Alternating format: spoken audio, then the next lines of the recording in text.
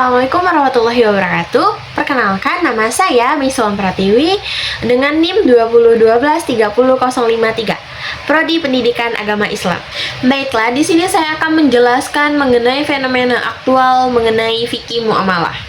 Di era digital yang serba cepat ini, belanja online memudahkan kita dalam kehidupan sehari-hari. Salah satu fitur yang sangat populer yaitu Shopee PayLater, yang memudahkan kita untuk membeli barang sekarang dan bayarnya nanti, lengkap dengan opsi cicilannya. Tetapi ada satu pertanyaan yang penting, bagaimana menurut pandangan Islam terhadap layanan tersebut? Apakah sesuai dengan prinsip fikih muamalah atau malah mengandung unsur riba di dalamnya? Untuk mencari tahu jawabannya, yuk sama-sama kita bahas.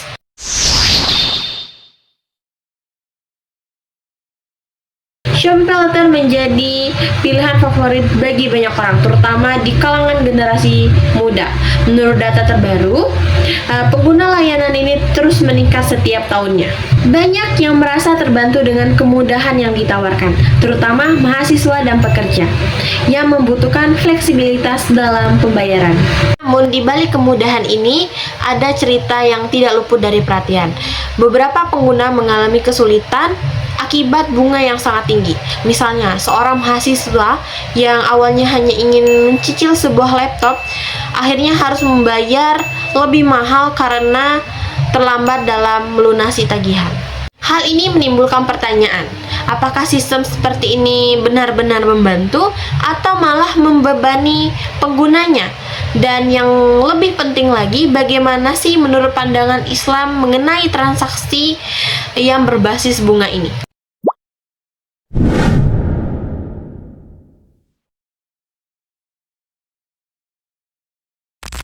Dalam Islam, prinsip fikih muamalah mengatur transaksi keuangan agar sesuai dengan syariat. Salah satu hal yang diharamkan adalah riba atau tambahan yang tidak dibenarkan dalam transaksi. Dalam konteks Shopee PayLater, bunga dikenakan jika terlambat membayar sering dianggap sebagai riba. Namun, tidak semua ulama sepakat.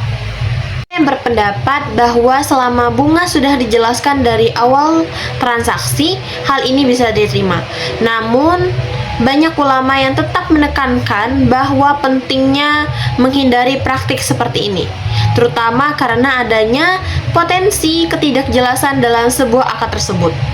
Fatwa Majelis Ulama Indonesia atau disingkat dengan MUI juga ikut menyoroti pentingnya akad yang transparan dan sesuai dengan syariat dalam layanan seperti ini. Mereka menganjurkan sistem yang berbasis syariah agar bisa diterapkan untuk menghindari hukum riba. Lalu, apa solusi yang bisa kita ambil? Yang pertama, sebagai pengguna kita harus bijak dalam mengelola keuangan. Pastikan kita memahami ketentuan syarat yang berlaku dalam Shopee PayLater. Pilih metode pembayaran yang sesuai dengan syariah, seperti cicilan tanpa bunga. Yang kedua, Shopee diharapkan bisa mengembangkan fitur berbasis syariah, seperti sistem pembayaran tanpa cicilan yang lebih transparan. Dengan begitu, layanan ini bisa memberikan manfaat tanpa melanggar prinsip Islam. Yang tak kalah penting, tingkat literasi fikih muamalah. Dengan memahami hukum-hukum transaksi dalam Islam, kita bisa lebih bijak lagi dalam mengambil keputusan keuangan. Pada akhirnya, setiap keputusan keuangan yang kita ambil itu harus sesuai dengan hukum syariat Islam agar menjaga keberkahan rezeki.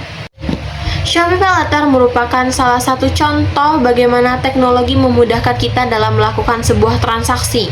Tetapi, sebagai pengguna kita harus bisa mensikapi dan bijak dalam menggunakan hal tersebut.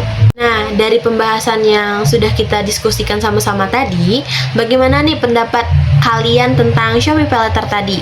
Apakah Shopee PayLater ini bisa sesuai dengan prinsip syariah atau ada alternatif yang jauh lebih baik lagi dari ini?